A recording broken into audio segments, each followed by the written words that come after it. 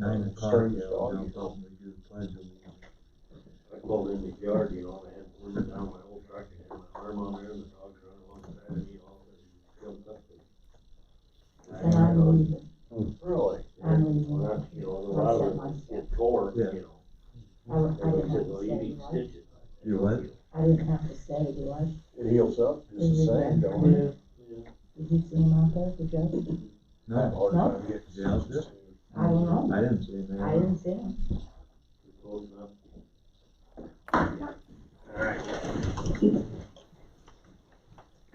I pledge allegiance to the flag of the United States of America, and to the republic for which it stands, one nation, under God, indivisible, with liberty and justice for all.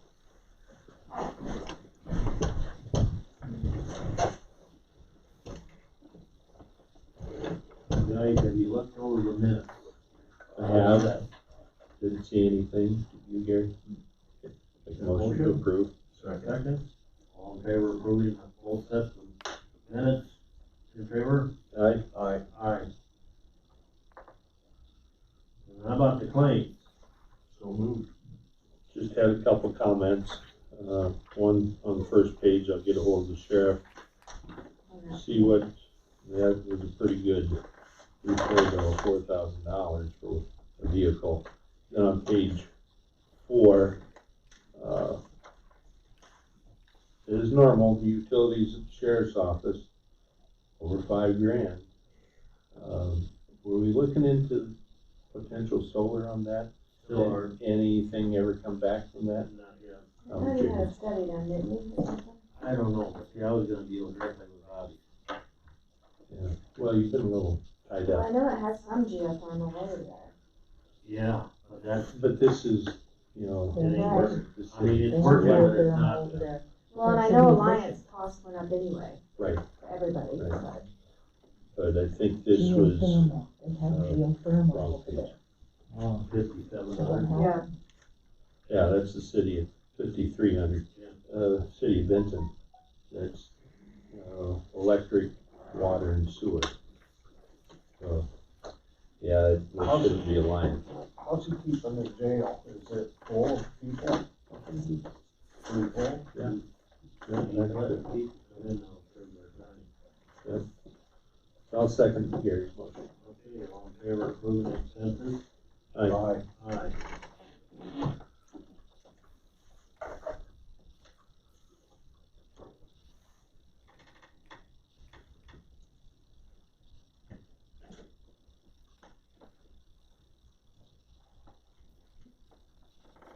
Here's a copy of item 3.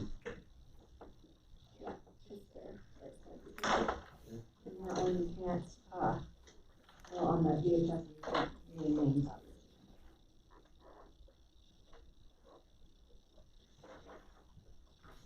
County recorders. Alan.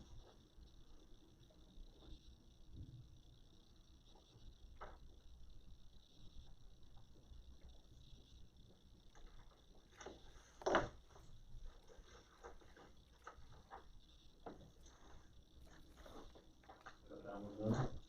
Go ahead, Kim, for it. That's why the first one there, too.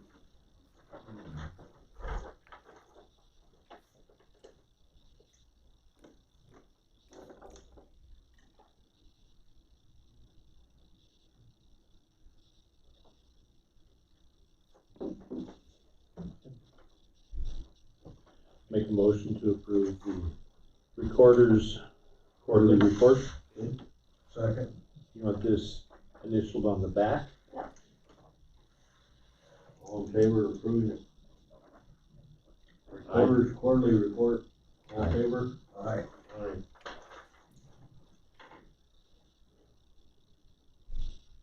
And the next one is, if you will, claims suspend tax list. Yeah, yearly, we have to present that to the DHS. And then they double check to make sure those individuals still qualify to have their taxes suspended. Because if any status changes or anything sold, then the taxes have to be brought up to date. Do you want this initial? Well, Tracy will just have to sign it, so you have to authorize him to sign the letter. Sure. So moved and seconded. All in favor? Aye. Aye.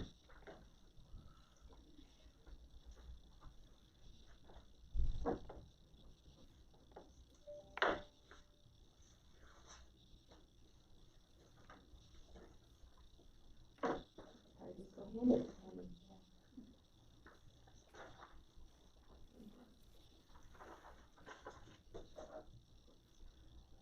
Okay, Barb.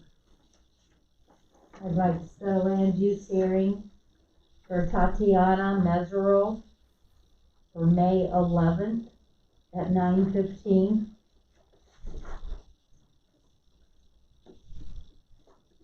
Make a motion that we set land use hearing for Tatiana? Is that how it's pronounced? No, it's, Tat- Tatiana. Tatiana Mm-hmm. Mesereau Mesereau. Mm-hmm. for May 11th, 9:15 a.m. Second. All in favor? Aye. Aye. Thank you. For some reason he didn't make the motion. You didn't want that. I stumbled on that one.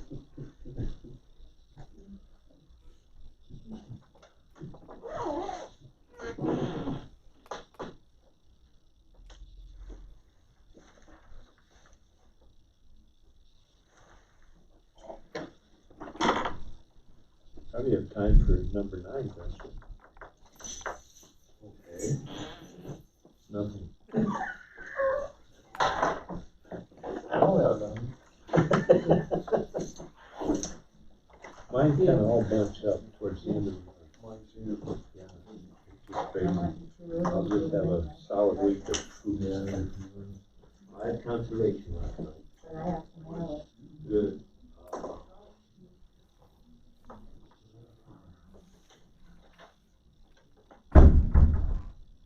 As I reported before, they got 1 day of hauling left, wood chips, and then they're done. Today then? Well, Meyer shut them down last week, and I don't know when Meyer is gonna let them Oh, because of the temperature. rain. There wasn't anybody out there yesterday, but there was a load dumped when I was there. Okay, yeah, I don't And I don't know. They talked about the hard property funding for it. They're getting close to getting paid off. Is it wherever? Gonna be just a scotch short, aren't they? Yes and no. Yes and no. Some of the funding, it don't make sense, like, one of the grants that they can get a $43,000 grant to help pay it off, but it's gotta be paid after they own it. In other words, they gotta finish paying it off, and then they'll get reimbursed the $43,000 then directly, instead of paying the bank off or the lending institution that's got to know. They hired a new employee. Don't know much about that, they just did it here last week. I guess that's about it. I need to replace some poles on the. It smells like just food on it. In a way, it's not the same though, it just smells like cookies. To me, you know, it's just Which way do you? Never know. kind of the same. Lines, I guess they own the lines and they also own the poles in the park from private property. Or do you go variant? So they got a bid to variant. Very expensive. Yeah. They decided just to put the new poles in. I think they gotta put 7 new poles in. Wow. Yeah. So they got 9 new poles. REC won't do it for free, of course, but they gotta buy the poles. Well, the reason I asked is they're putting a new set of poles on the south side of 30 from Thompson's there, a mile east of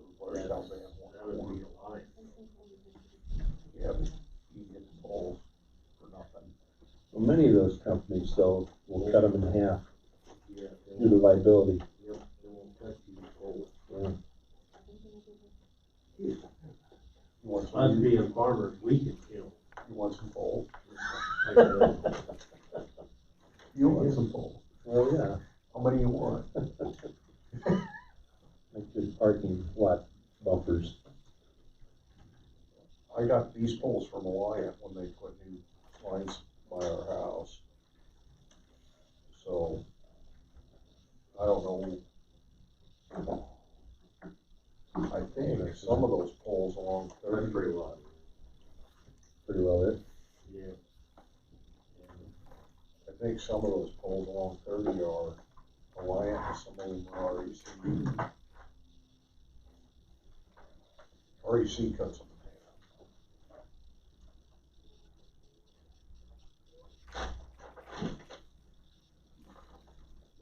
in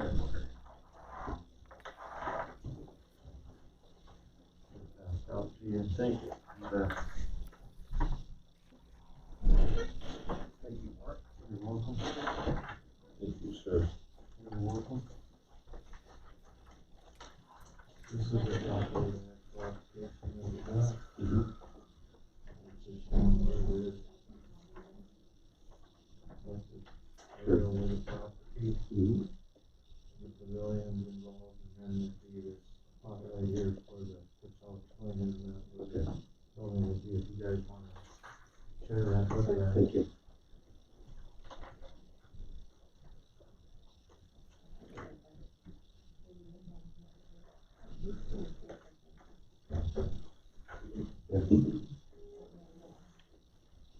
We have full room. What's that? Good morning.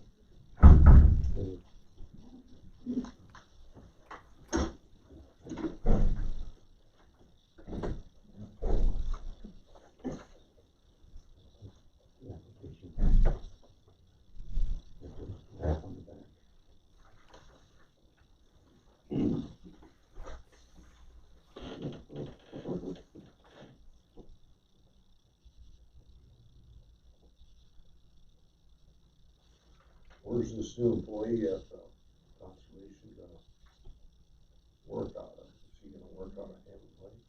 I don't think so. Maybe up here.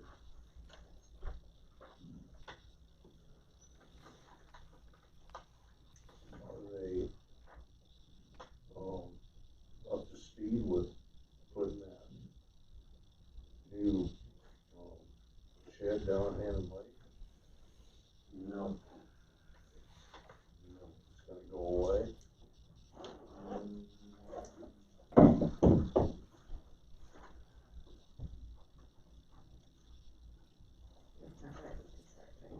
Yeah, that's, What's that?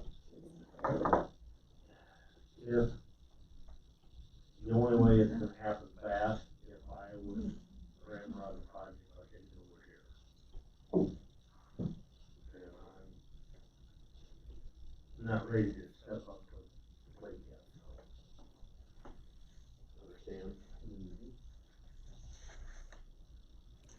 It would be the same text now. A lot smaller, yeah. Same So, principle. like for cost wise, at least we kind of would know. Yeah, we had, they had the lumberyard in Atkins put take the blueprints and give a general estimate, right? You know, we could lock it in here in the next 30 days, yet. The building itself, inside, just for the material, drywall and everything for the offices and for the bathrooms, and everything was $178,000. That's no labor, Right. that's no electrical, that's no plumbing, you know. Right. Yep. So, I mean, they can get a lot. Okay. You know what I mean? They can afford it, yeah. Somebody would grab the bull by the horns and Get it do going. the project, yeah, without jabbing them. Cause they had a estimate from Ford Building for like $700,000. Right. You know, Morton, fairly high price and with the, They're good buildings. yeah, but with all the work they got going, they're probably not hungry. I'll put it that way. Oh, yeah. Okay, Mark, you wanna start? Okay. We have an application here that I've passed out to you, for a change in land use from Mark Denny, Mark with Cedar Rapids. This is Mark here to my left. This is Haley Ripple, our county auditor, Tracy Seaman, our board chairman, Jerry Vershank, and Rick Brimmer, the other board members. And then we have some members of the public here this morning, Heidi Kirsten, Bill Irvin, Kevin Aaronholtz, April Aaronholtz. Did I get it correct? They're all adjacent property owners. Morning, everybody. Morning. Mr. Denny has submitted the application because he'd like to change the use of 2 acres of land. We're located in the southwest of the southeast and the southeast of the southeast of section 368611 for Cedar Township. I supplied a copy from the plat book so you can see where that is. We're north of Benton, basically off of 22nd Avenue Trail. This land's currently owned by Ronald Myers, R.J. Myers referred to. There's approximately 13 to 14 acres here on this site total. Mr. Myers is attempting to sell this site. Mr. Denny is seeking your land use approval here as an applicant. He is not yet the owner, but if indeed his land use application would be approved, he would, I assume, then go ahead and consummate his deal. He has listed on the application that it is a residential use as the proposed non-ag use. As described on the application, it's a little bit small, so I was going to read it specifically for you. He's wanting to add a cement pad with a temporary residence, and that is to park a camper on that. And then in a few years, as he stated on the application, he would build a residence on the site. He would also be adding a septic system and running electrical/water from the well to the proposed building site. He further states that he would take the pavilion and turn it into a storage garage. I would mention at this point, some of this may look familiar to you. Back in November, we had an application from Ronald J. Myers to convert that pavilion that exists on this site into a residence, and that was approved at that time. As far as this application goes, this is totally different, and so I have called for it to be reviewed. It's a new non-agricultural use as opposed to what was reviewed and approved back in November, and that's in order with what our ordinance requires. So if this looks familiar to you, it's because it is.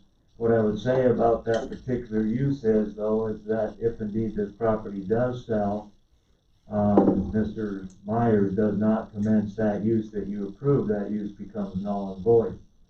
Obviously, if indeed this use were approved and it goes ahead and sells, then it's my expectation that I would be giving Ronald J. Myers a formal letter from our department that that use was null and void.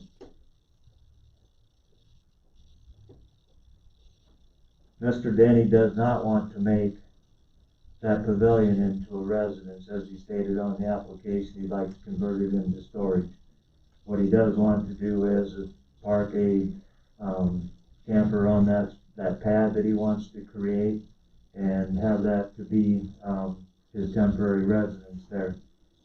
It's my understanding from talking to Mark about this project is that this is not going to be an everyday situation. The camper be parked there, pretty much a weekend use during the year, more of a recreational use, if you will. It does have a residential flavor, but it's more of a recreational use. I've marked on the aerial for you to show you. I highlighted in yellow where the pavilion is, and just to the southeast of where that pavilion is where he would like to put the pad that would have the camper and ultimately, in years to come, a residence. That's on the As I said, it's southeast of Pavilion, but it also sets on the west side of the pond. There's a little window of a little clearing, if you will. There's a set of evergreen trees that are on the south side of the pond. Sometimes they refer to it as a lake because it is large. But there's this little window, and he would like to be able to see the pond. It looks out over the pier that exists there.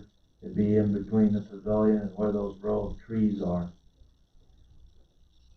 This land that we're looking at today, it's not ag land, hasn't been in any type of production for years. It's all basically mowed grass and trees that are on the parcel, and obviously that large pond. If we were looking at CSR being relevant, which we aren't, but the CSR of the site is a 60. There's an existing driveway that comes into this parcel from the very northeast corner of the property. That driveway has existed. It does meet all of the requirements of our county secondary roads driveway policy. Randy Sherwood has reviewed it, given me a report telling me that it does meet all of the requirements. There is an existing well on the property that we kind of established. It's currently in use to pump water into the pond. That was its primary purpose in existing, but it can be used for domestic purposes. It would need to be piped from that well. There'd have to be some modifications made to the pump, how it's set up to be used for domestic purposes, but it is something that can be done. Mark has been in contact with local contractors here about doing that. It would take a water line to be brought from that particular well up to where the proposed building site is. Due to the pond sitting in close proximity to the driveway, right off of the east edge of that driveway, the water line is proposed to come in on the west side of that driveway, and that land's owned by Whitening Quarry. And Mark has been in contact with Whitening Quarries about the possibility of obtaining an easement to run that water line. I had given him the name of the gentleman that does the property management for Whitening. It's John Tuthill. I've been in contact with John just recently about another project, but also this one. John wanted to tell me specifically for Whitening Quarries that they would allow for an easement to be granted for the construction of that water line, and also that Whitening Quarries does not have any problem with this proposed use. I also did a site visit and met two different contractors as far as the construction of the septic system. It would need to have a septic system. My proposal is that if indeed we're going to do wastewater treatment, it's going to be set up to be appropriate for an eventual home. That we're not doing anything temporary in nature, and Mark's on board with all of this. It's going to be set up for a 3-bedroom house.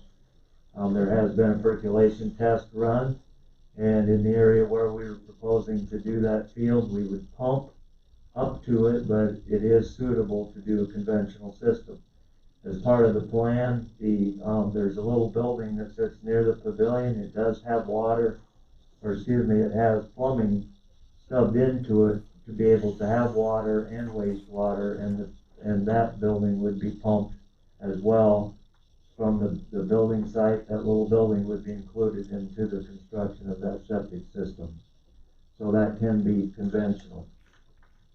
As far as our surrounding land uses, as you can see from that aerial, we have all primarily residences, with the exception of the quarry to the west, and then there's farm ground to the north and to the south.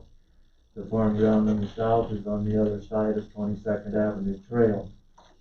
I had been asked too, I didn't want to forget it, but the driveway location up to the northeast is the location that's going to be used, and nothing is proposed to come off of the highway. In respect to the surrounding land uses, as your staff, we're always looking at these uses in respect to our ordinance and to our comprehensive plan, compatibility of uses. This project has the flavor of a residential use, but it also has the term that's temporary. And I know you know that, I mentioned it, but I wanted to point it out to you that, it is a little bit different than what some of the other residences are that are existing out there at this point in time. It does have a little bit more of a recreational flavor to it, if you will. In respect to neighbors, we sent out 9 adjacent property owner notices. We placed public hearing notices in the official newspapers of Benton County as required. We did receive 2 calls in advance of today's hearing. I believe both of those folks are here today. The calls to our office at that point were primarily seeking more information. And as I've already told you, I did talk specifically with John Tuthill. He called me because we're working together on another project, but this one came up and he wanted to tell me he received the notice and they do not have any issue with this, and that they had, as I said, agreed that they would give him an easement if needed.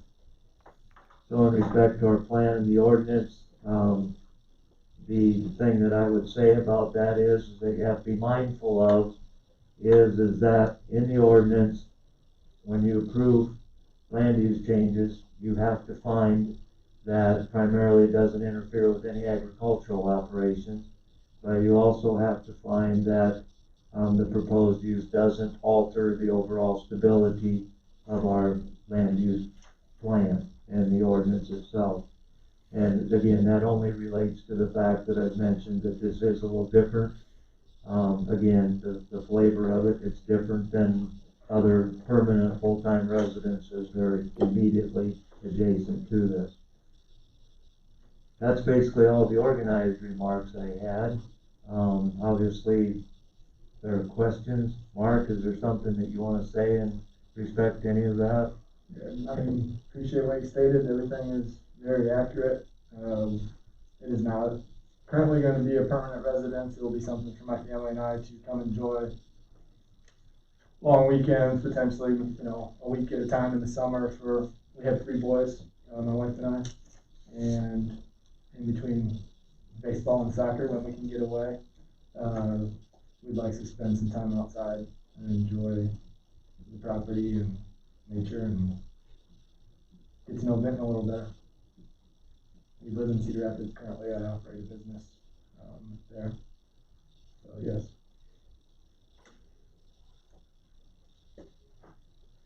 May I ask the difference between a park model and a camper? Park model is more of a permanent looking, than one that, they're all mobile. You can all back up and pick it up and move it, but a park model, I would say, looks more like a dwelling than a camper. So does it have skirting around it or something? It can. They're more boxy looking than kind of like curvature of a normal pull-behind trailer. A picture would probably be a lot easier to explain. So it's not Typically they're in that 40-foot range, a little bigger. Right. I've seen some park models, if you will, over at Lazy Acres, and they don't look anything like something you would pick up and move every other weekend. This isn't going to be moved every other weekend. This is coming this. I get that. Oh, okay. Yeah, and so it's not, it's mobile, but it's not a camper. Correct. Well, Makes sense to you guys? Like a trailer house. Yeah, kind of. For lack of a better way to put it. Smaller, usually. yes. So would you have to license it? Like trailer houses are licensed wherever they're parked at. And Or campers. campers, same way, have a license. You have to have a license to get it down the road. Well, at least a permit. Sure. So, but We haven't purchased anything yet. Yeah. Honestly, this is the process. so is this something as a park model that you would, and I think I know the answer to my question, but is this something that you would remove from the property in the late fall, over the winter, and then bring back in the spring? Or you just basically button it up? You know, to be determined. I have plenty of space in my business to park it for the winter, but I think, our plan is to come up there and enjoy it in the winter as well. Okay, so it's basically gonna be Kind of. stationary. Yeah, we're looking at, that 2 to 3 year window to see how much we actually use it and enjoy the property. It's a new venture for us. So to say that it's definitely not permanent, but if that time to build, that's to be determined. We really don't have that set in stone. The 2 acres that you're talking about, usually you gotta draw it out, Mark, or that 2 acres, is it that triangle piece where the lines are, that 2 acres? Well, I think he was purchasing 14 acres, is that correct? Yeah, he's purchasing the entire parcel, that's what he intends to do. Yeah, That paint white line. I was just showing here that this is just the actual, where the building site would be itself. But he is purchasing this, goes all the way, all the looks way like over. that last map. Last here. page, I think. Yes. Is that it? That last map shows you the Did highlight, you guys see this? the out exterior boundary of that entire parcel. If you remember correctly, R.J. Myers sold part of that with the existing house and shop building and whatnot. It's just to the west of this. This is where he currently owns all of that and sold that recently. Yes. One thing that I didn't mention that you may find to be relevant is that when we met on the site, I did ask Mark if indeed his plans for this project would include him allowing lots of other people to come out and camp and frequent the area. And the response is what you're seeing. It was, no, that wasn't the plan at all. We want to enjoy it ourselves. We're not inviting a bunch of people to come out. Yes, those are going to be parties and stuff. No, that's not how we operate. Just looking for some extra family time.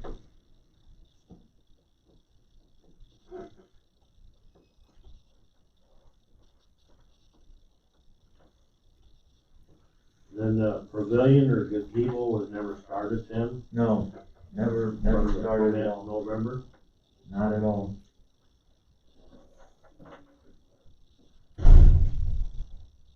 But he would convert it to a storage.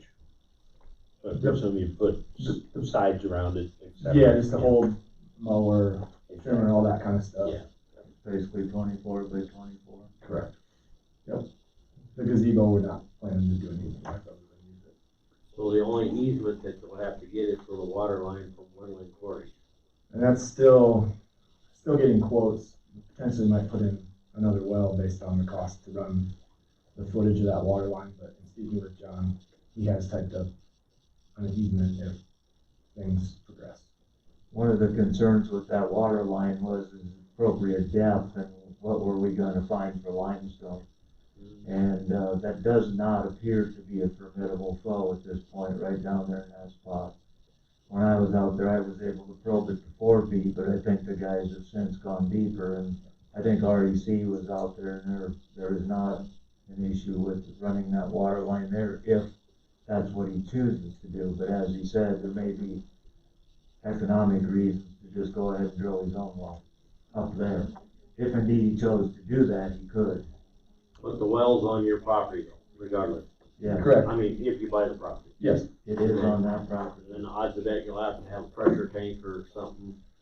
That's kind of just figuring out the economics, like Mark was speaking of. The cost might be similar to just drill a new well. Okay. Then you have better pressure, obviously, being that much closer, and it just makes more sense. We're still going to run electrical, which we will have to dig, and that's the easement would still be needed as well. The utility easement.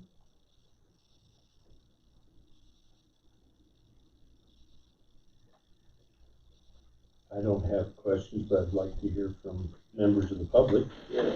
If we could. Can we ask a question? Sure. The concrete pad that you're gonna put, is that the same location that the permanent house would be on down the road if you decide to do that? Where we're gonna put the camper would be where we're gonna put the residence, yes. Okay.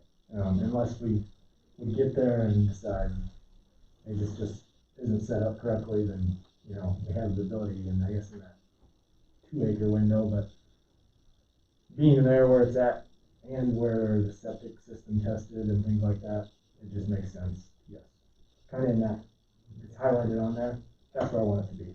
So if you built a permanent structure, you foresee removing the temporary structure? Yeah, the camper would go away, The camper. absolutely. And what I'm hearing you say is you wanna try this out for a few years with the temporary camper. If you love it, you might build a permanent structure there at some point We in the will, yeah. future. If you don't love it, you might sell, pull out. Correct. I mean, nothing set in stone, but potentially, depending on the scenario at that time, yes. This camper is not a long-term plan, for sure. But you're buying the entire remainder of the property, the 14 acres. Correct. Do you have any desire or intentions to subdivide further? No. Not unless somebody came in and knocked on my door and wanted something near the road, but the whole point is to enjoy the, you know, might not enjoy the mowing, but, for everything else, yes, we're looking to enjoy all of it. I think my greatest fear, I think my wife's greatest fear is this morphs or evolves into 2 campers, 3 campers, and then we have a weekend camping site where Absolutely people are not. trespassing when you're not there, and you don't have any intentions of anything like that. None whatsoever.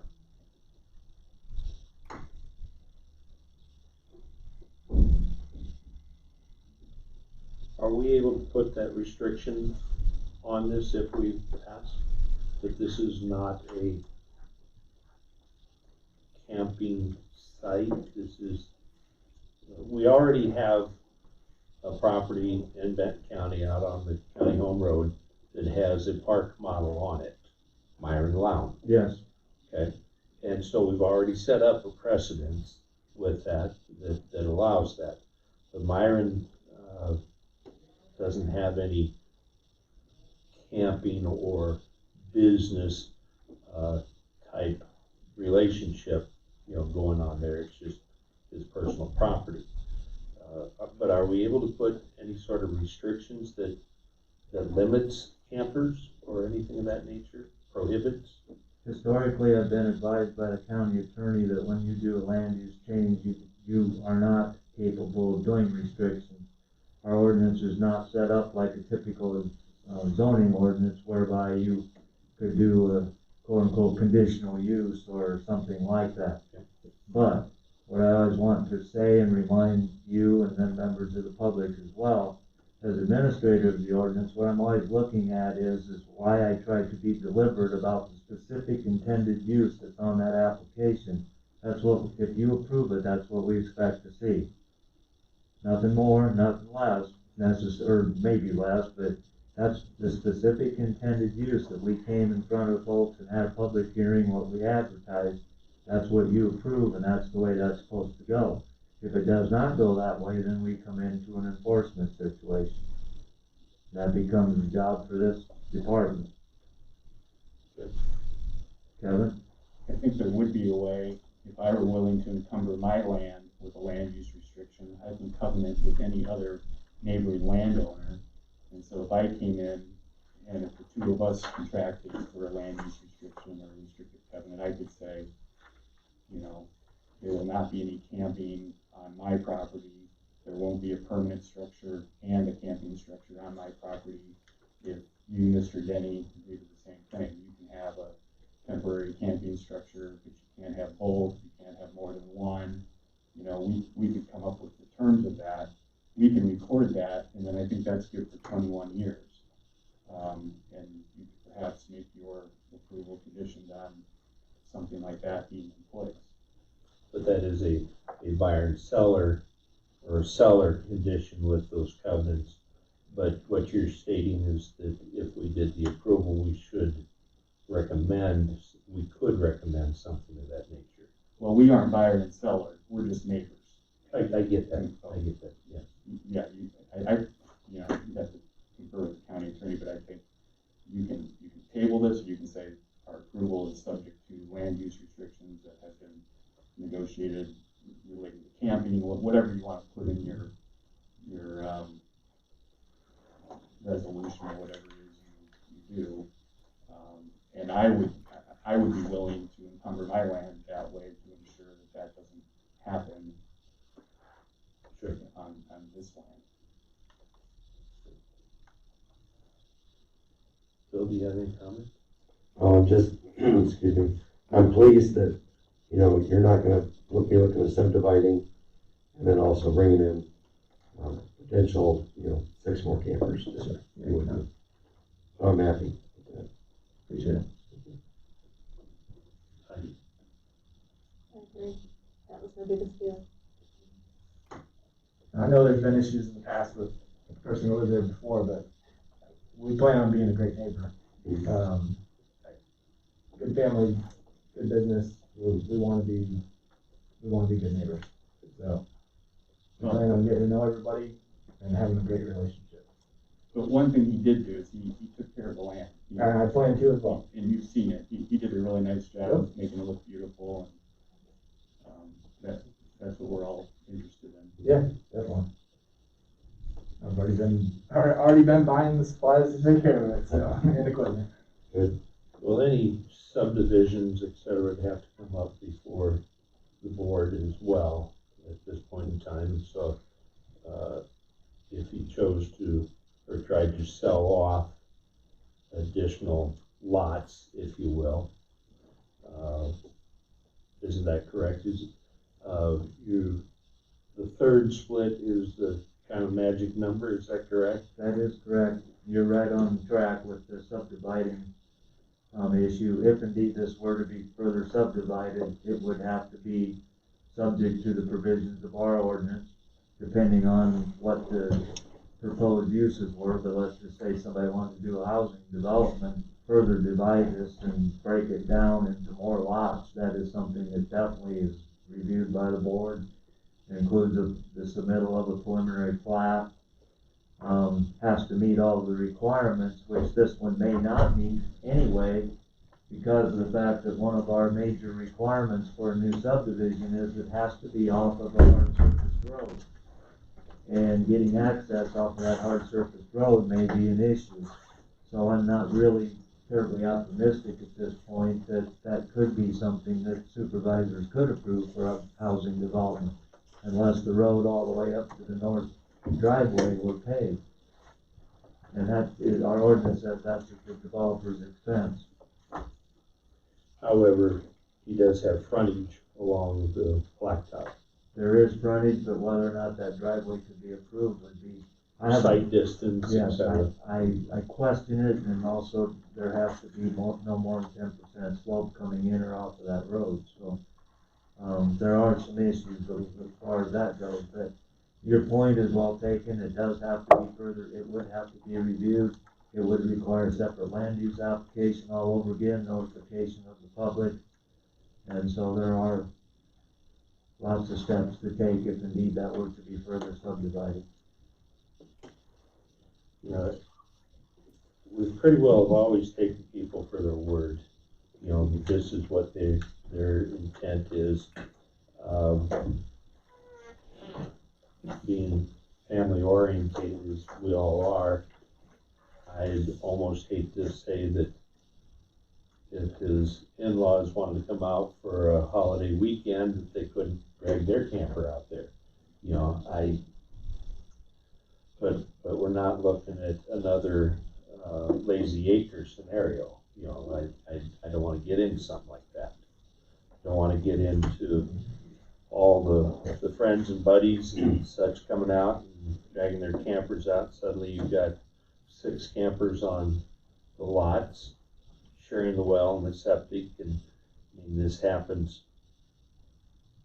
Unfortunately, I own some lake property, and they allow campers in the summer, and they're getting 2 and 3 campers per lot, and it becomes a real cluster. I was taking them for their, you know, to be a man of his word, and, you know, yet on the other side of the coin, if he had family wanted to come out, or his kids had friends with their tents, Boy Scouts or whatever it may be, I don't even know if they're in Boy Scouts, but, you know, that I kinda hate throwing that restriction on, you know, so, you see where I'm coming from, guys, with that?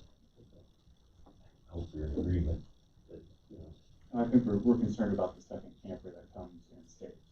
You know, Correct. long term. A temporary thing, family gathering, I don't think anybody Yeah.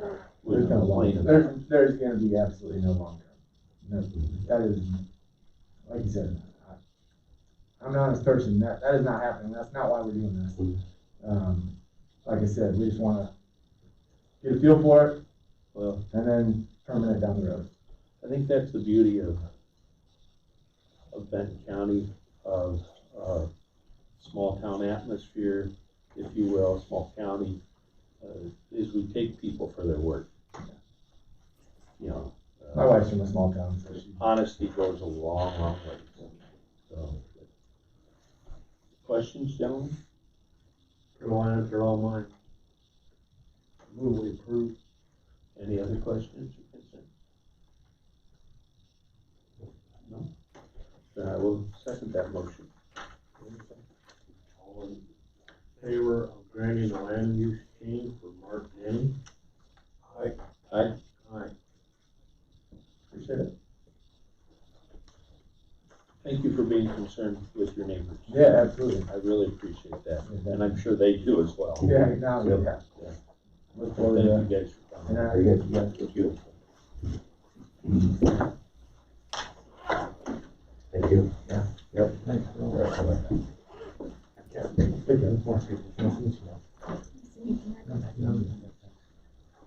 Someone that lives in the house on the corner. Nice to meet you.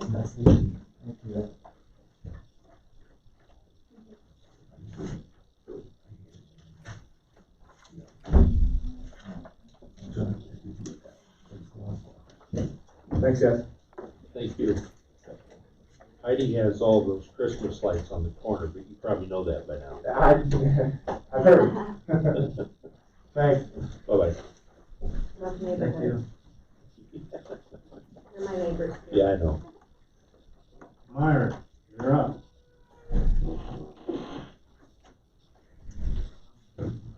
A and C and B and D are the same, so there's only 2 items, instead of 4 items, I think, on today's agenda. Did I screw it up? No, Oh, cause Gina already had that up. because I told Gina I needed 45 minutes probably, and I just listed it officially. Alright.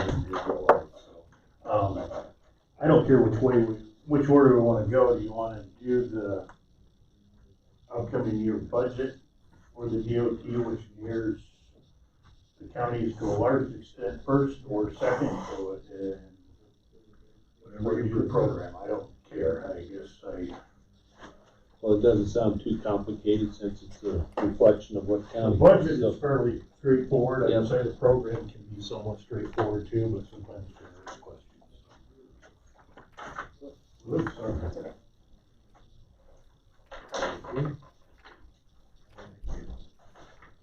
Thank you, sir. You want me to, CJ? That'd be great, thank you.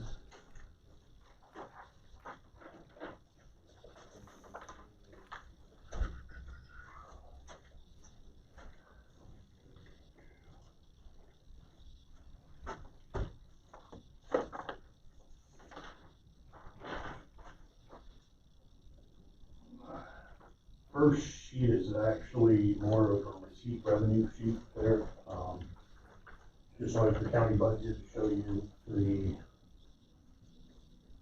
first column on the left shows 2 years ago, fiscal year 19, actual activities, followed by fiscal year 20, current year. If you were to compare DOT's revenue budget with the county's budget from earlier this year. Other than it being put together mostly the same, the only difference might be is having an extra 4 months of activity and maybe readjusting some re-estimated things, or learning a few things.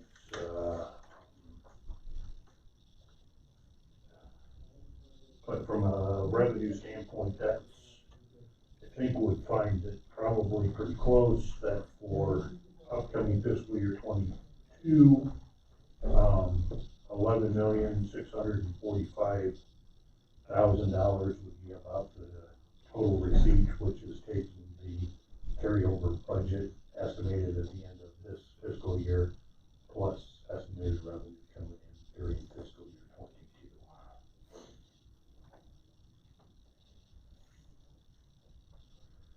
Obviously, the county's budget has each line item listed, whereas the DOT kind of groups some of them together. So instead of the revenue sheet being 4 pages long, like I think it is in the county in the spring, it's all on 1 page here with DOT.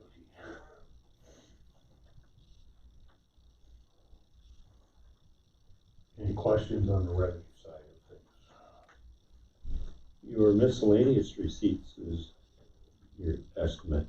Mm-hmm. It's down quite a ways for, 22 versus current even. A lot of that for the last couple of years has been more equipment that we have sold online. Okay. They went through that surplus, Okay. whereas we're not going to have as much next Makes fiscal sense. year. Okay. Thank you. Mm-hmm.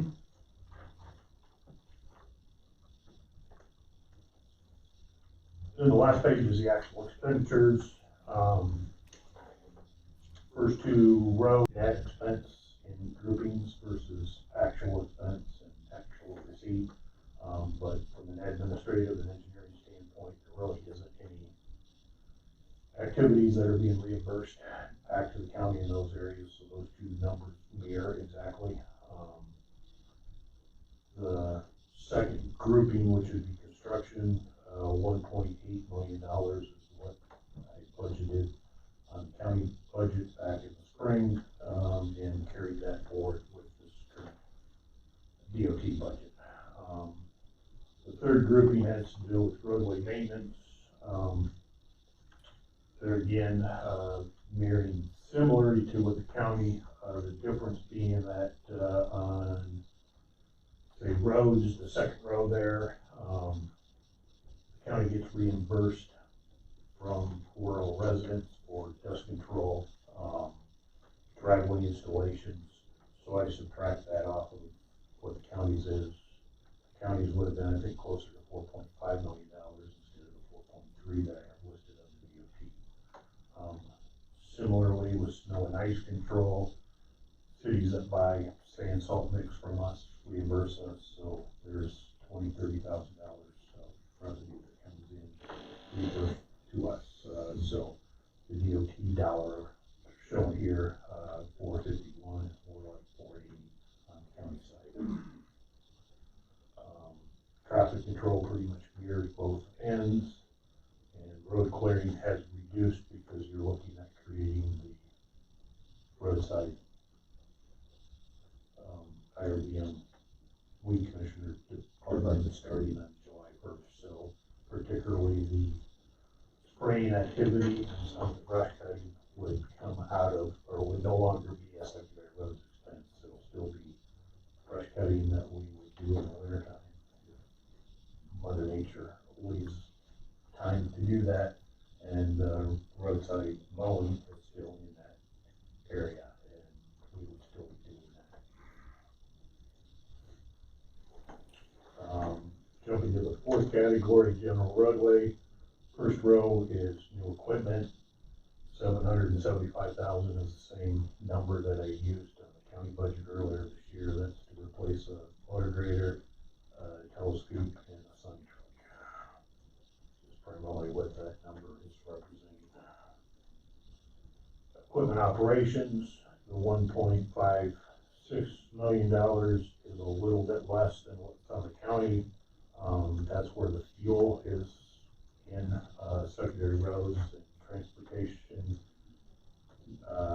land use, assessor, all come out to secondary roads for fuel in their vehicles, so they reimburse secondary roads for their fuel usage. Tools, materials, supplies, and real estate and buildings, those two numbers pretty much mirror exactly what the county budget reflected, earlier this spring. The total expenditures are $10.5 million, say, leaving a estimated balance in secondary roads of $1.15 million at the end of fiscal year 22.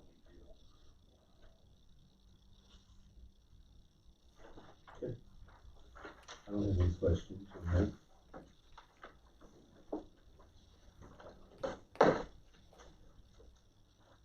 On the road clearing, back page in the middle. Oh, you got 181,500. You're still gonna do the mowing. You'll be in charge of that. You guys are, and then you'll also be using the telehandler to shear like trees and stuff, the bigger stuff. Okay. Okay. And handwork too. I mean, Okay. I'm just looking somewhere to get a dirt road rock. Okay, understood.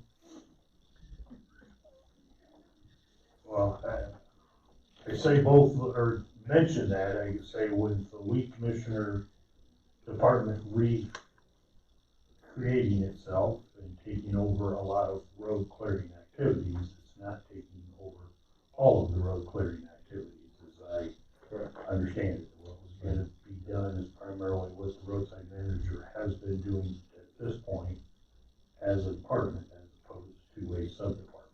So, you know, yeah, the shears on the end of the telescope, or even, you know, stuff that one can reach, it's rubbing against equipment, and depending on timing wise, it still might be some chainsaw work. It's certainly over winter, it's an activity that just utilizes personnel, if equipment maintenance and other things are all caught up. Okay, understood. So if that meets with your approval, I would take a motion to accept that, and I would take one of these sheets signed by the sheriff, the auditor, and myself. And I'll second that. Or I get next week. All in favor? Aye. Aye.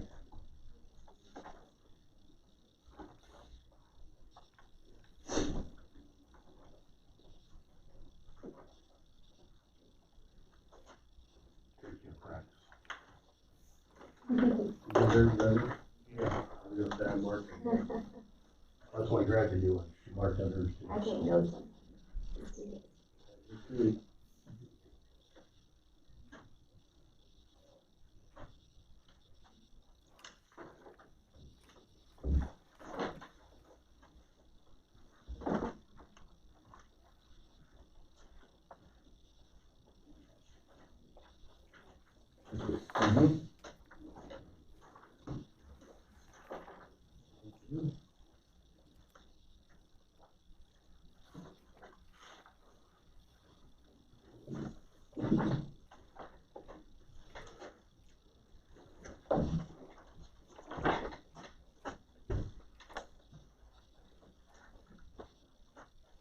Had a few extra minutes this year, so you get a nice, pretty cover page, just so you know what.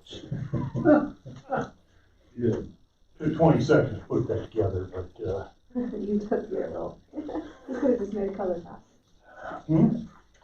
yeah, This is one we do the big one.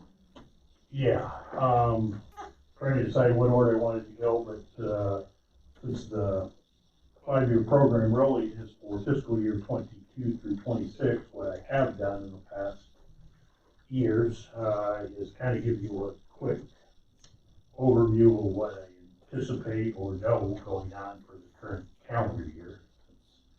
DOT works on as well as the county works on a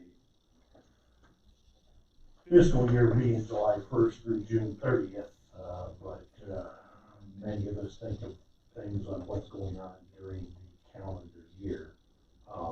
But the map that's entitled 2021 calendar year on the right-hand side is showing the activities that are either under construction or plan to have work done during this calendar year. The bridge out here north of it by the sand pit is probably 90% complete at this moment. They got all the concrete poured on that last week. So it's just grading work to do with the approaches that's remaining. The bridge northwest of Shellsburg is got all of the substructure work done on, I believe, and they're starting to check that to pour that concrete deck here probably in about 2 weeks. Down northeast of Norway, that project was closed, what, a week ago, a week and a half ago. Contractor that's doing the box culvert of that, they're doing the door work down there and removing trees. He's hoping to have all of that concrete poured by Friday of next week, and hoping in 2 to 3 weeks that road will be open and ready for use. So, and then just, about a week ago, north of Geyser on the county line and north of the Benton Airport, both of those projects just got closed down, and are just getting started.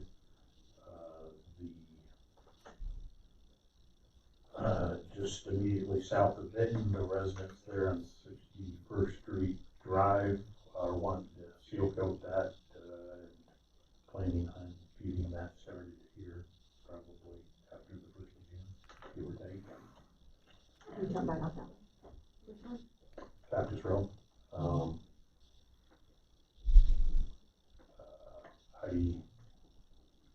Heidi Holly? Holly Warner? Yeah. So we'll have to, did you ever come up with an estimate on that? Yeah, one time, I'll Okay. work another one out, I'm sure. Yeah, so I can start working on that stuff. Mhm. Remind me of that. I know that Steve Helms asked when I was planning on starting the other day, he stopped in. Because he's out there too. Mhm. Yeah, okay. But everything that has been talked about out there with those property owners is a go, so I've been waiting for it this summer. So. Box Culvert north of Luzerne is part of a bundled contract that we already have. I'm not sure if that contractor is going to do that yet this year or not. That project did have an option where the late start date was not until 2022. So they're not forced to do that one this year. The 5 projects that were all bundled together, we could set that up. That with the contract proposal was that 3 of them had to be built this year, and 2 of them could wait till next year if they wanted to. Hoping that was going to increase contractor interest. I don't know if that made any difference or not. We still got a great price, but we just had 2 contractors that bid on that big group of projects. That one down there happens to be one that did have a 2022 date. Now which one? The 2 that are, well, between the one that's done by the sand, nearly done at the sand pit, and the one over by Shellsburg, one of those 2 were listed, the other one that has the 22 date, and they already started, so that's why certain that's going to be the only one that's going to be in question. And then that bridge deck replacement north of Blairstown is happening this year, and hoping to move forward on purchasing right away on that roadway north of Blairstown to widen that from 66 to, I think, 100 will get me done. Accomplished what I want to do down there. And is 2022 the year that they're gonna redo 30? they are going to start on 30. And they added an extra page here on this last page is rough timelines on some DOT projects that I'm aware of, and approximate timelines that I'm aware of. And then with County Forces, I was looking at trying to do a little bit of the work down there, north Blairstown, widening that shoulder. Doing some research, here in the last year, it looks to me, after looking at some of the recorded documents, that all of the necessary right-of-way, I think the county would need to do some wider shoulders between 76th, Deer Road to the west, Rock Road to the east, towards Blairstown, south all the way into Blairstown. The state bought extra right-of-way, on both sides of the road back when they put that bridge in. I knew that they had on the west side. I thought they only went part ways up on the east side, but a recorded document that I was reading here earlier this winter indicated that that right-of-way width extended all the way up to the Rock Road. So I don't believe we're going to need to buy anything in that south mile. With the DOT widening Highway 30, there's going to be, what, 400 feet or so on the north end of that project that won't need to be purchased or had work done to it. So those were 2 mile segments I thought about attacking with our own forces and see where we're at money-wise and other things as to whether the middle 2 miles need to be done with contractor or whether we can do some of that ourselves. So are you gonna replace the cement culverts on that road as well? Mm-hmm. That would be my intention. Okay. I know there's one right east of the gravel road that goes west. That butts up against the edge of the road real close. Whatever. No, all of the roadway, culverts, pipes, whatever, would all be reviewed and either extended or replaced.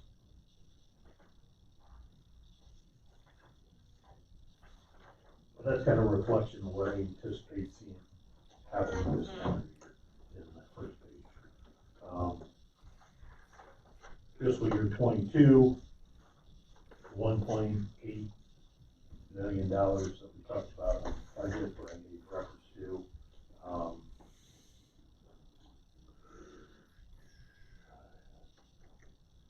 Bridges, and I'm mapping just because I kept my pattern going.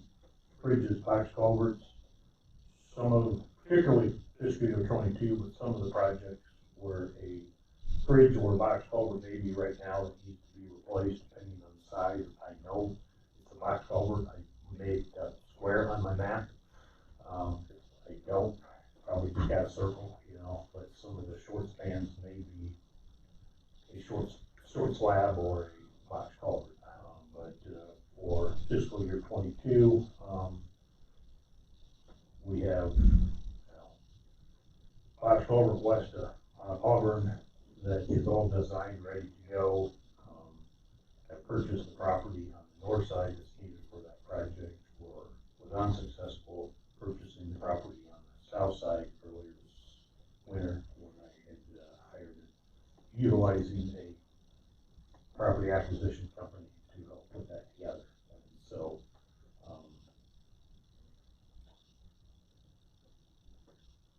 to replace that bridge with what plans are already drawn up and ready to move forward is probably going to have to go to the next step for acquisition of that property on the south side.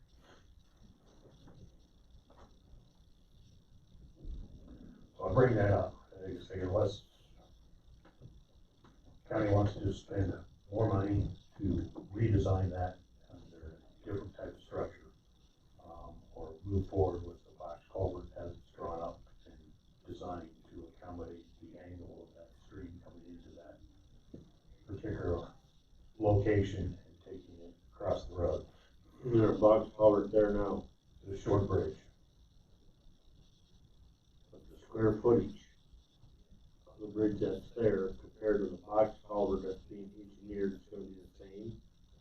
Very well. The square foot of opening has been designed according to current standards, has been reviewed by the DOT and is all acceptable based on the rainfall hydraulic information available for the stream and drainage area. This is going up there with Miller's property, is that correct? Yes. Okay, yeah, there's a lot of controversy with that, so, yeah. I'd have a lot of input, so, yeah. Yeah. Plans out with the twin box culvert is drawn up, ready to go, and has all of the approval. It's just short of the necessary right of way on the south side.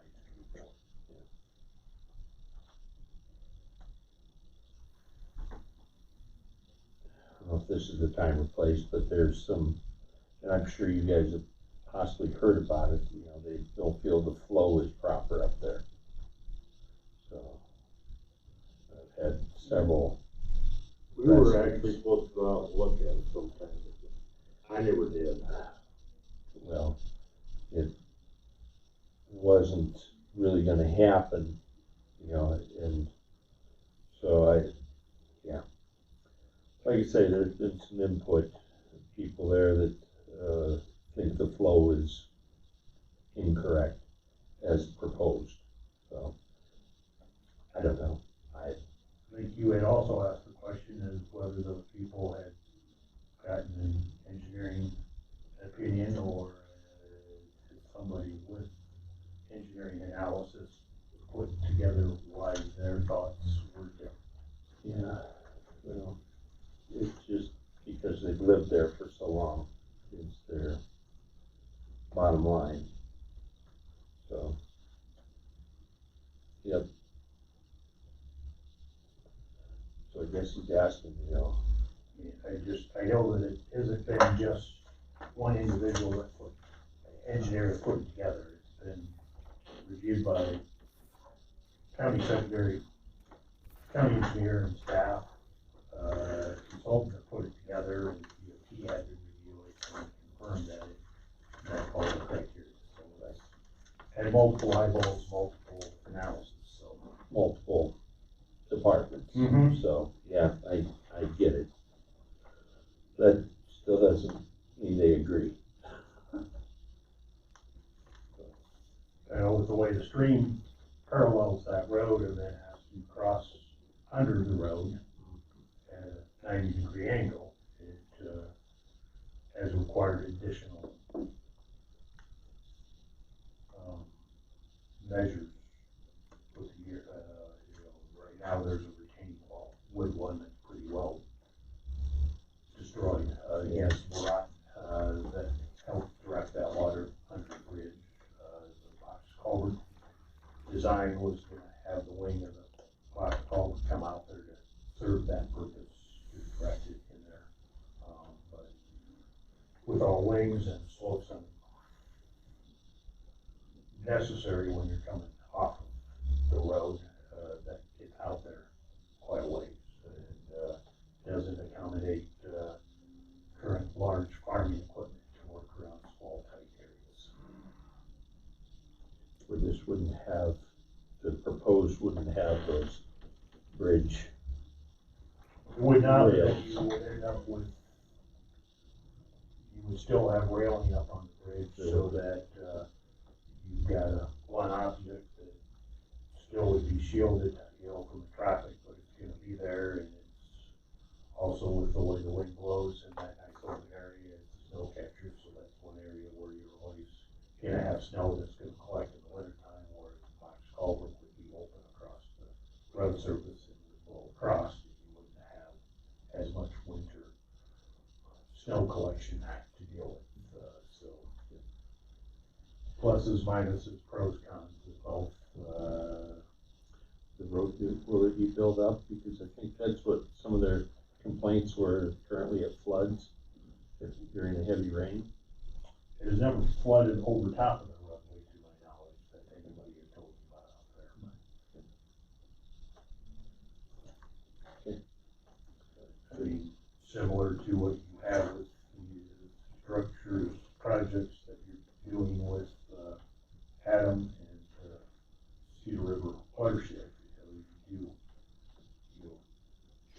concern to temporarily back water up that stands for a short bed and dissipates slower instead of immediately. Box culverts tend to do that to some degree, but. Yeah, I feel like I'm part of the choir, but, you know, Mhm. it's just, yeah. Know that there is some concerns out there. Sorry, move on. Yeah, like I say, Yeah. I started with that one because I was working north to south, but at the same time, it's a project that's ready to go. And certainly the bridge that's there is, each year it gets older and has the potential of having more deterioration. It is not currently embargoed, but I know it's being inspected this spring, and I haven't seen that report back as to whether there's a recommendation to put an embargo on that. I know there's a fair amount of train traffic that uses that in that area, because you've got a few large farming operations that are utilizing that pavement to get VO2 storage locations. Thank you. Yep, continuing, I guess, with bridges, box culverts, both, bridge, northwest of Urbana.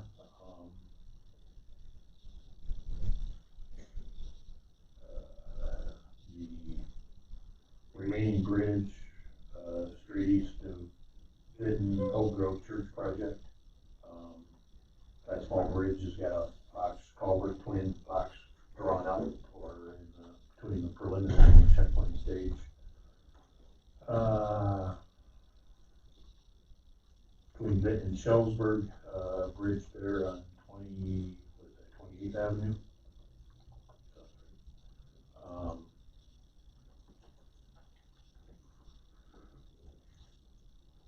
Looking at replacing the two box culverts north of U-Haul, the one that's just north of town. That was right at shape. Right, well, city limits is right there. Field dump. Mm-hmm. And then, just north, the curve. That one is in bad shape. Mm-hmm. That was built in the winter time when it froze. You know what I mean? The cement, Mm-hmm. the west side of it, it's just. Was, rebar on it and everything. The north one of those two is a quad. It's actually 4 barrels next to each other. It was originally a twin, and then they added a barrel on each side of it and extended it and made it longer. So you've got the center of that that's actually older than everything around it.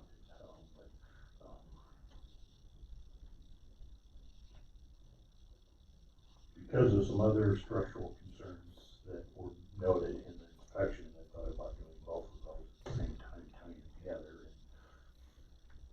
Makes sense. Mm-hmm. Yeah.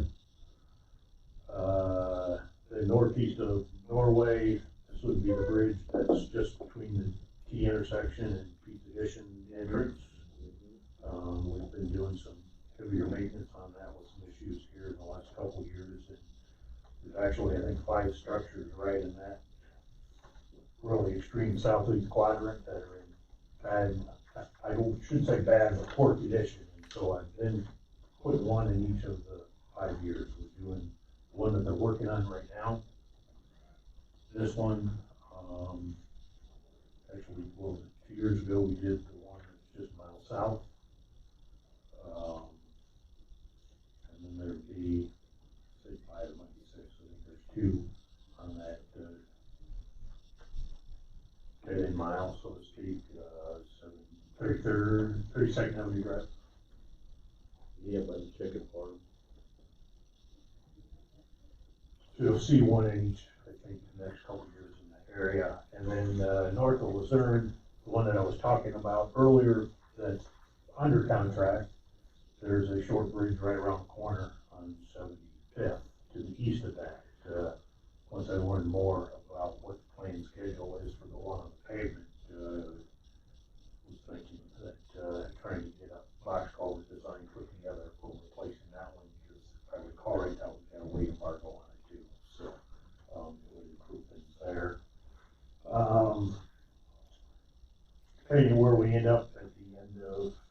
year 21, there would, or where we're at post July 1st, right-of-way acquisition, widening the shoulders,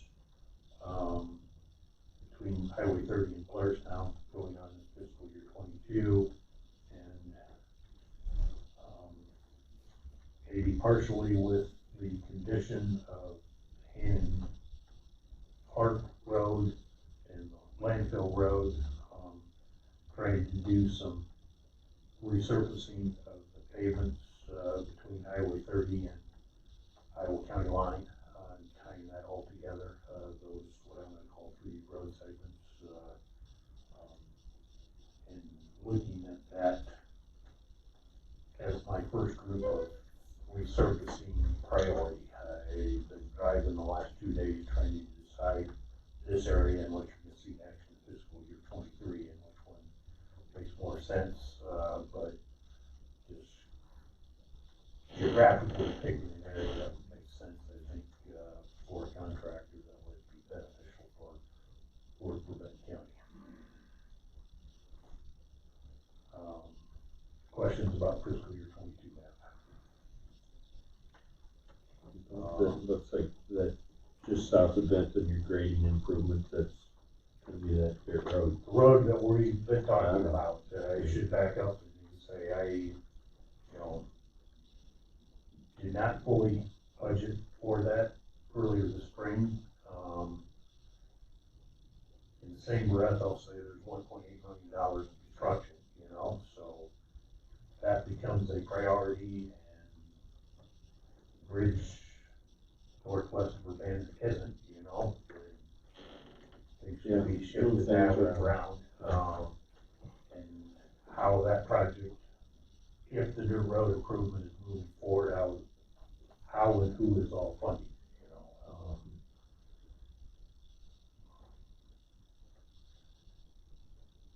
past the road improvements, as I've mentioned before, have been funded no more than 50% price of their roads. And last week, the question was kind of posed to the city council about paying 30% of design costs and maybe 30% of the project costs. That's still, if you look at 50 and 30 being 80, that's not 100%. I don't know, whether there's somebody else involved or not, is the project gonna move forward regardless, or is the county gonna stick with an amount and the rest is gonna have to come from elsewhere? I don't know, I guess that's a question that,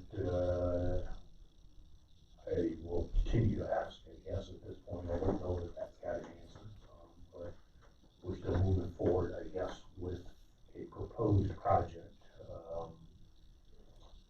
Thursday, the city council of Benton said they were gonna talk to their city engineer and get a quote for their engineering firm to do some preliminary concept ideas.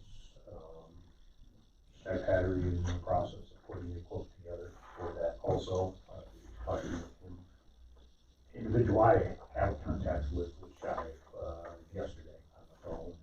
He thought he'd have it put together this week for me. So I think the mayor mentioned that he'd probably have that back on the agenda in 2 weeks. So next Thursday, I would assume that the city is prepared to talk about it more, and hopefully we'll have a quote from their engineering firm at that point too. Anybody talk, is the school willing to put in money too? I'm sorry. Is the school gonna put in money for that too, or just between city and county? I don't know, I think there are ideas out there on how the school could help, but I haven't heard that expressed. I just have heard that Between the city and county. The way it was pretty well thrown out there last Thursday was the property, the frontage that the school has, that 2,020 feet, is in the city limits, and that they were looking for the city to help fund that portion. I don't know that the school is they were just willing to grant the easement or whatever for it. Yeah, it'd be nice if they'd step up to the plate as well, you know, because that's another, I realize we're all tax Right, supported entities, but you know, or at least come up with it out of one budget versus. yeah, it'd be nice if I that agree. 20% came from there. Okay. So, but, you know, my opinion is, I hate to see the project shuffled around for funding. You know, not do a bridge because we're gonna go do that. You know, I don't know there's, We can always leave it there. I throw out bids just an example, anything on the map, you know, and North Blairstown could be delayed again and again. You know, which one makes more sense? You're, for the most part, you've got a fixed amount of money to work with, and when you wanna add something new and improved, if you still got the same amount of money to use from, you're gonna have to something falls short. one fall short, you know, Mhm. and it's gonna boil down to what makes the most Not that sense, it- what is, which you as board members prefer, or, you know, priority wise, you know, and there isn't a magical pot of money out there right now for that type of project that I'm aware of, you know, it's utilizing what funding you have available to you and shifting things around if that's. Money tree's been bare for a while. So, yeah, I hear you. The granted, farming operations have changed over the years, but back in the eighties, when some of the funding was changing, sort of doing a little bit more history, but I guess I know with how the road use tax formula has changed over the years, the counties usually end up with less money each time that formula changes. And, there was more money out there available to the county, that the county created what, Wayne likes to talk to frequently, I think is 17th Avenue, is it, I think, that comes south on Road Port, south to. Right.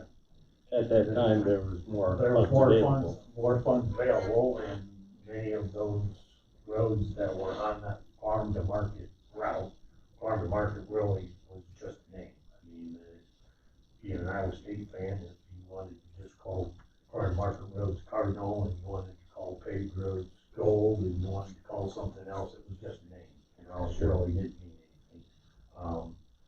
They were working in the direction of creating them for paving, and then when the money started falling the other way, some of those projects, because they were 2 or 3 phases, the green part got done, but nothing more got done because there wasn't enough funding to cover the cost of paving.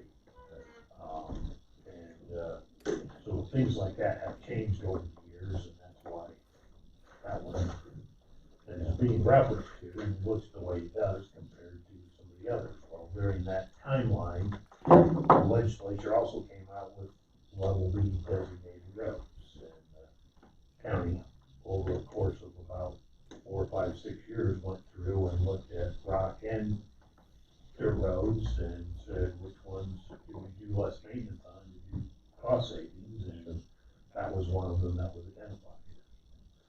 Yeah, another way of looking at possibly saving money might be going around the county and picking 10, 20 miles of rock road that say, don't want it, don't need it, don't want to do anything with it in the future, let's just abandon it, close it, and it's somebody else's problem to figure out, and if that's, you know, there's another funny. I hate to abandon 10 to 20 miles of road just to take care of one. I hear. You're being asked to put adequate, as I hear many times, rock surface on it. If I had money available, I'd put adequate rock surface on everything, but, we do what we can, you know, and 10, 12 inches of rock is gonna equate to 10, 12 miles of county roadway of annual rock, you know, so I think a fair comparison could be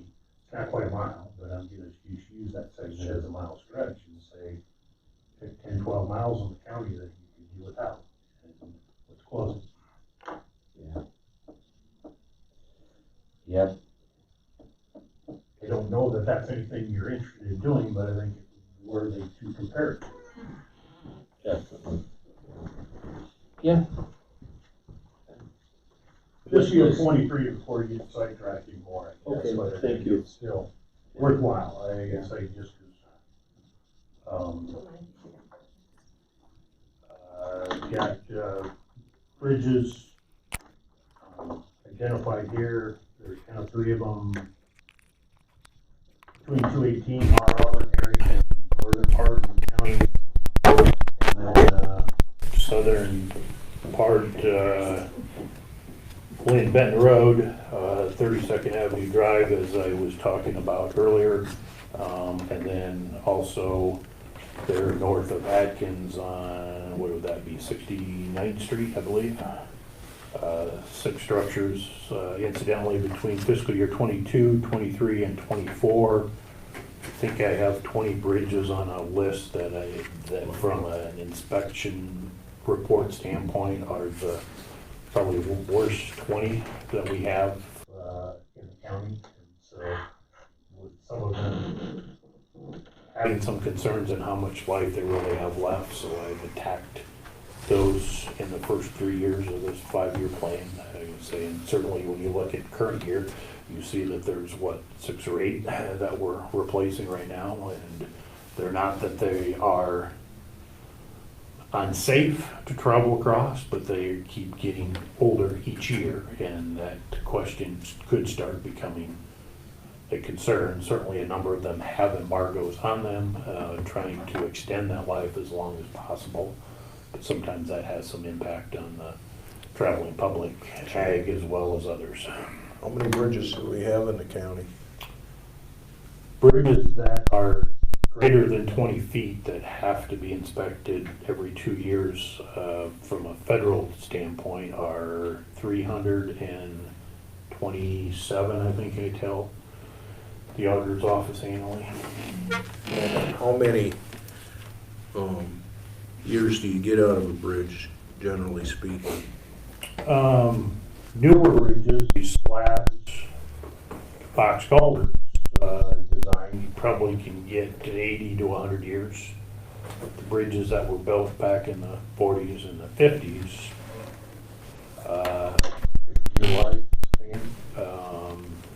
certainly a lot of them have exposed timber substructures, the wood piling on the abutments and the plank behind them are exposed to Mother Nature's elements, and for the most part, even though they were treated pretty decently, creosoted at the time versus some of the newer technology, but 50 years is really what their design life is. It lasted a little bit longer than that, but that can answer your question.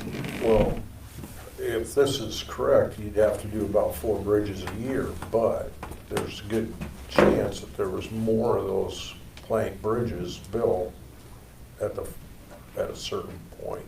Those in the 40s, 50s construction, it's more like probably 6 to 8 that we should be doing annually to try to get ahead of things, and we are this calendar year. Last year we did not, I don't believe, but Okay. I'm sorry. That's okay. Keep moving then. Right-of-way acquisition for road widening and shoulder improvements with right-of-way would be north to west side over there by Atkins. Why? Is that what you asked? Yeah, why? It's a snow trap. I mean, in the wintertime there, I could say it's a paved road that went from when it was rock, 50 vehicles a day to over 1,000 vehicles a day right now after that got paved, and it's a 66-foot right of way. It doesn't have anything wider than what the existing rock road is, but there are, 1,000, 1,100 vehicles a day that are using that. Rather than drive through Atkins, you have a lot of them that come from the north down 32nd Avenue to Highway 30, and improving that road by going to a wider right of way, putting shoulders on it and cutting some of that field back where that snow collects, it will improve winter maintenance there considerably. But you're not gonna raise the road up though, right? Don't. Okay. I mean, the south half mile off of 30 was, that concrete was paid for largely by prize funds that actually are harder to achieve now with just a single operation. They're being used, prize funds tend to be awarded more on a group of commercial activities than a single business. But at that time in the mid-80s when that was applied for, Benton County was successful with West Side's operation to get that road paid for with RISE funding. Now, I noticed in, north of Newhall there, you're quitting the first mile from the curve into town. That's bad right now. But wouldn't most of that be handled with the culverts? No, the culverts are right there, right where the blue marker quit. Yeah. Well, one of them is, Right north According- of town. there, yeah. And so when they do the culvert, that hopefully is gonna be taken care of, isn't it? No, But I get it that it's a whole mile. yeah, that whole mile is in bad shape. Up And then to gets the a curve. lot of traffic too, that first mile gets a lot more traffic than going straight north from the curve. Well, because it goes around the curve to the west. Yeah. And all the school traffic goes around the curve. Right, yeah, to the west. So, Short answer is yes, I am aware of pavement conditions, and I would say that from the curve going north to the Shellsburg Road is worse. It's showing a little bit more the last couple years. I can say I had considered resurfacing it 4 or 5 years ago. At that time, a board member didn't want to see that happen at that particular timeline, so it kind of got bypassed, and not necessarily bypassed, but is now probably gotten a little bit worse condition. And we still got needs elsewhere, and kind of grouping things geographically, the whole 4 miles has some similar issues, I would argue, a little bit, and whether or not it would need to be, whether it would make sense to do it with this yet. We're still a year out, from and could tweak the project length next year, this time type of deal, because we were looking at fiscal year 23 for doing that. But yeah, trying to analyze all pavements, I guess.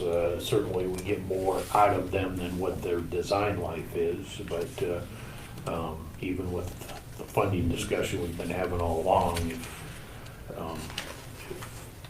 more funding were available, you might do things more frequently, but there's only so many dollars, and you've got 235 miles of pavement in the county to work with, trying to use solely farm to market money, $1.3 million a year.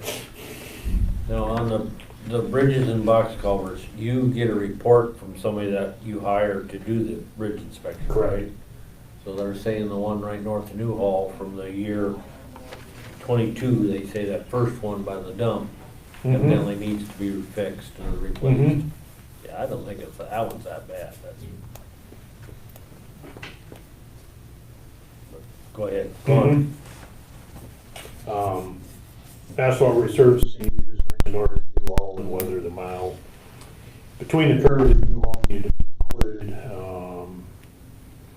Traffic count is, I think, a little stronger in that mile versus the 3 miles going west of Van Horn, but I know, just from a standpoint, from Newhall north of the curve and west, 218 was all done as a project back in the late 90s, 99, I believe, is when that was done versus an age from, as shown on here, I think was mid-90s, if I recall right.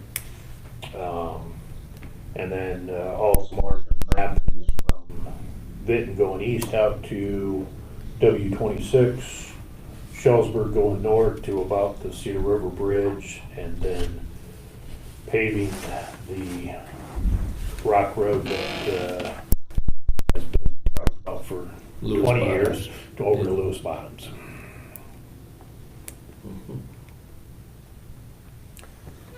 I'm glad that you have east of Benton. I've had some complaints on that road. It's a similar vintage as that north of Newhall. It's a year newer. Yesterday morning coming to work, I'm not sure which one I would say is in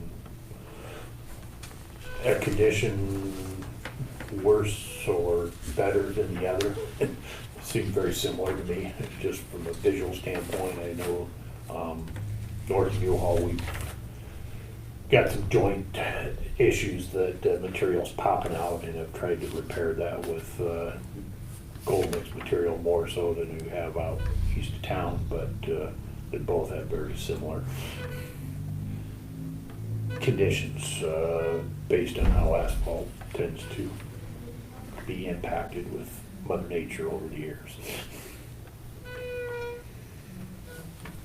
So I think that from Benton going to Elk Grove was done in 98, if I recall right, from Shellsburg going north to the Cedar River Bridge was done in 1996. But this is my proposal, I guess, for fiscal year 23.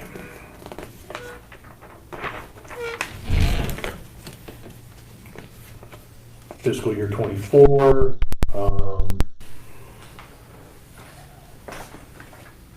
another array of bridges and culverts. The Cedar River Bridge, right near the Blackhawk Buchanan Benton County corner, has had a number of, or has had numerous patching done on it from a surface standpoint.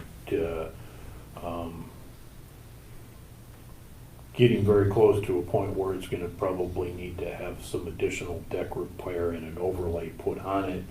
You're talking a $1.5–2 million project. I'm hoping that some special funding might show up that we could utilize. So I've shown it in the program, but there is a project identification they let you use. It's kind of a need interest, but not necessarily having to program it. It's programmed, but not earmarking exactly which funding, I guess, at this point, with the way the feds have been offering some infrastructure projects the last couple of years.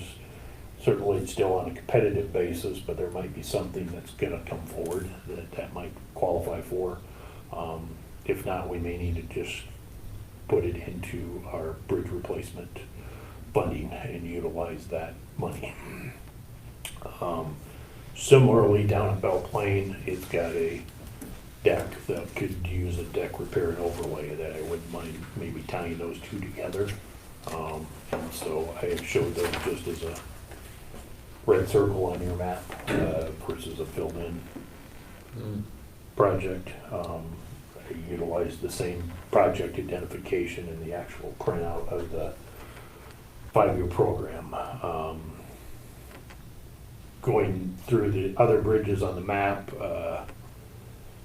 north of Benton, not far from where we were talking about, you were talking about this morning, I guess, when I walked in, but it'd be just west of Henry's welding shop. Box culvert on the pavement between Garrison and Van Horn, a bridge on 63rd Street there west of 218, as well as one east of 218. box culvert there on 62nd, that's just south of the county home road. The pony truss that's over there on 29th Avenue. I have considered maybe just removing that bridge and maybe building a road from that T intersection south of the pavement, and you wouldn't even need a bridge then. Comparing the cost, I'm pretty sure we could build a road for 1/3 of a mile and rock it cheaper than you could replace the sides of that bridge that needs to be there. And granted, you have right-of-way acquisition issues, whether that property owner would be receptive to that or not, as to whether you'd want to do that. And then, what are there, 2 residents on that south of that bridge that would then live on a dead end versus a through route. Moving farther south on my map, over in that same Norway area, I think that would box culvert on the north end of that T, small slab bridge down where the box culvert would work as a replacement will pretty much close out the bridges in that neighborhood that have embargoes or condition concerns. And then there's box culvert there south of Blairstown on 78th Street for bridges and culverts in fiscal year 24. Pavement resurfacing, the concrete going towards Garrison off of 218. There again, I ended the project limits where the concrete ends, but from there over to B42, which is the road that goes south to Keystone, is reaching an age in asphalt similar to the ones we were just talking about from the year before. That was done in 1997, if I recall right. And then I've also shown resurfacing the Buchanan County line from Cedar River Bridge east to the Brandon corner.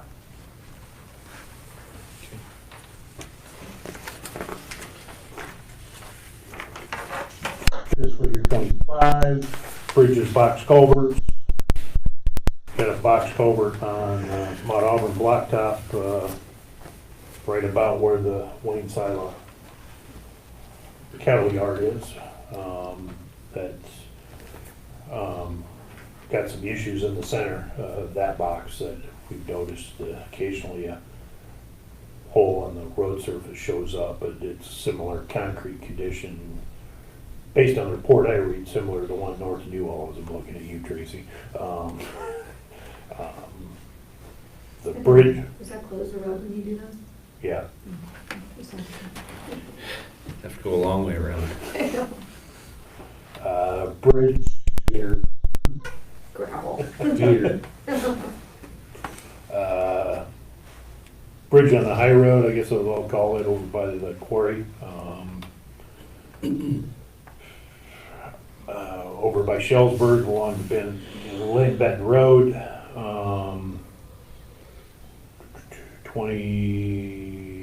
21st Avenue Drive, straight north of Van Horn.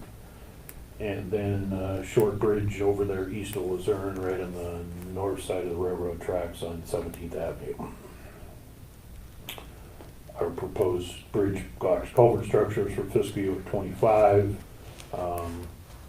Would like to put in sub drains on a few of these roads that do have wider shoulders and have concrete underneath asphalt. High Road and east of Blairstown. And may not fit exactly on fiscal year aspect, but the high road going out here past the Benton Quarry, I don't think was paved in the early 90s. Actually doesn't look bad, but its asphalt age is starting to show. And looking at resurfacing that, if funding is still available, certainly could improve Old 131 North Belle Plain if that road was widened from the 66-foot right-of-way to a wider road right-of-way with wider shoulders, and looking at maybe trying to start purchasing right-of-way for that improvement in the southwest corner. I think I covered everything there in fiscal year 25. Year 5, fiscal year 26, scatter of bridges that are getting into that 21 to 30 on my list of condition-wise. I mentioned the first 20 were in the first 3 years. I think there's about 4 or 5 or 6 that were on fiscal year 25. Was there 7 here on fiscal year 26? Just off the Brandon Blacktop, up north on 52nd Street Drive, that bridge there. Box Culvert, I believe it is, on east of 218 on Shellsburg Concrete. And then just a couple miles south of that on 25th Avenue, a bridge. Over west of Garrison on 11th Avenue, a bridge. As well as northeast of Keystone on 17th Avenue. Bridge replacement. Just south of 30, south of, I was just going to spit out this name, on 33rd Avenue off Highway 30. It lives on the corner, Farmstead, but that bridge there south, and then Pony Trust, that's right near Roy Becker Jr.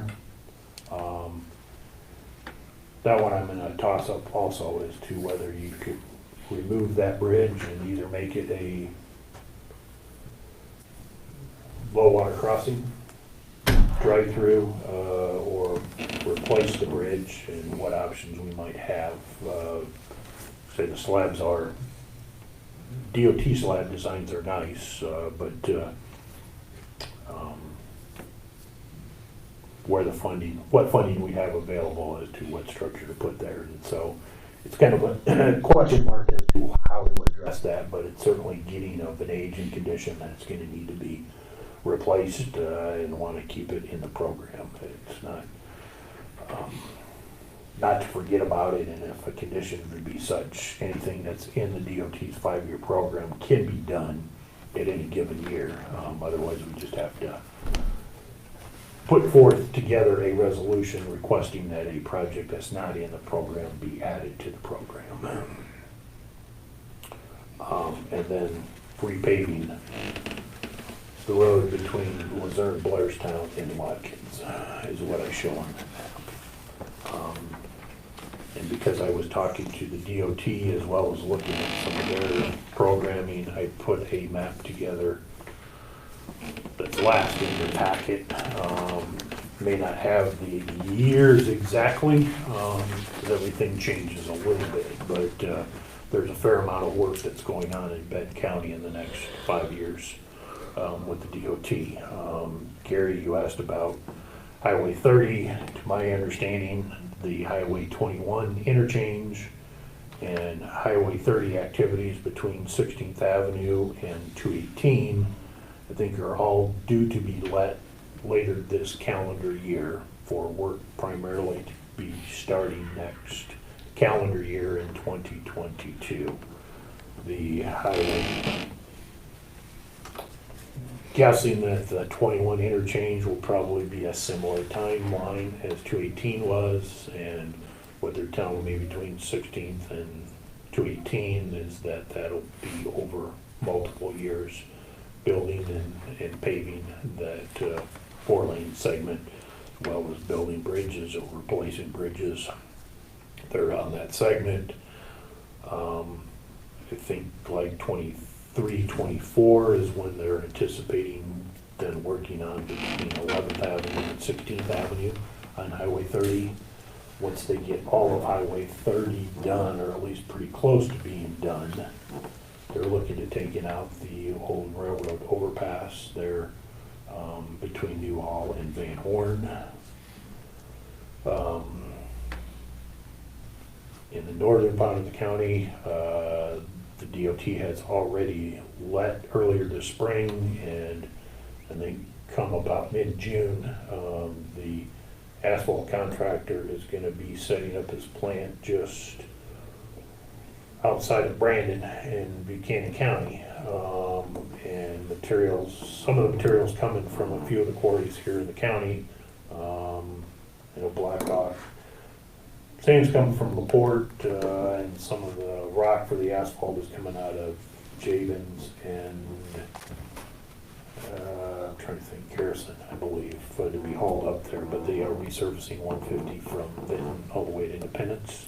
Are they gonna be grinding that up or just? I don't know about the doing details overlay? on that, if they're milling some of that surface off or what, but I know that, that is all going to be happening this summer in conjunction with that. I had asked and we had, you had approved an agreement to do extended intersections, fillets at every one of those routes between Benton and Cannon County line. I read things right, I think it's 2023 when they're putting the roundabout in over at Urbana. As that approaches, the city of Urbana may be approaching the county about paving 31st Avenue south of that intersection. I know there's been some talk over there about that. I haven't heard anything more, but that was some questions that were being asked at one of the roundabout open houses I was there talking to representatives from Urbana. Likewise, in about 2023, I think the DOT is proposing to do some overlay work on the overflow structure north of Benton on 150. And then there's a box culvert they're looking to replace just on the edge of the city limits of Benton on 218. Like just before you go around the curve there and just before you get to the Mount Auburn intersection. As well as the bridge over, is that Prairie Creek also? Bear Prairie, I'm trying to remember, east of the Brandon corner on 150. Those are things that were all talked a little bit out on a long hour call I had a couple weeks ago with the DOT, as well as looking at their 5-year program. But That's out there around Burgers, isn't it? That bridge? yes, I thought so. yeah. Yeah.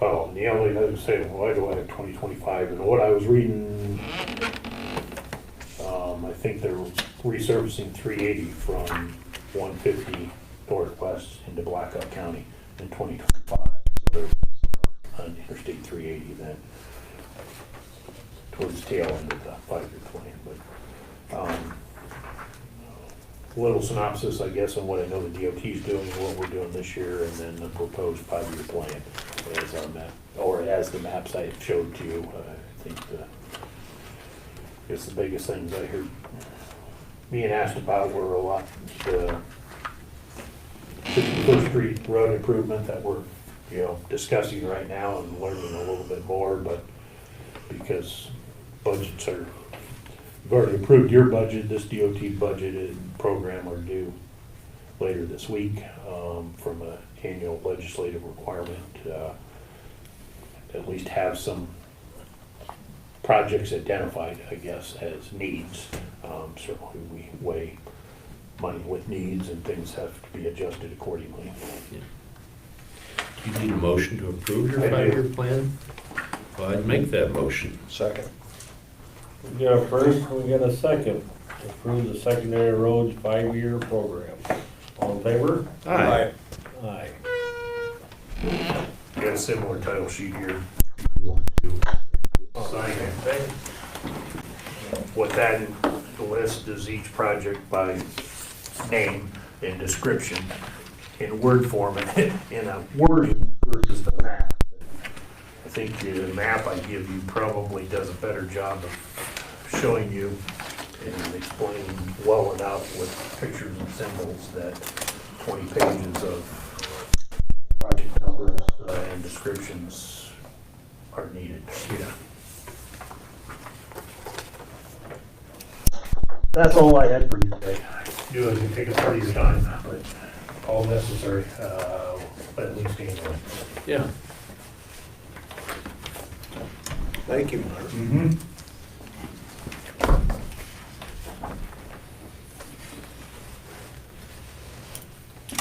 you have anything Yeah. else, sir? I don't have nothing. Are you looking for a motion? Yes, I am. I'm gonna throw it out there. Okay. Second. All in favor? Aye. Aye. We're done.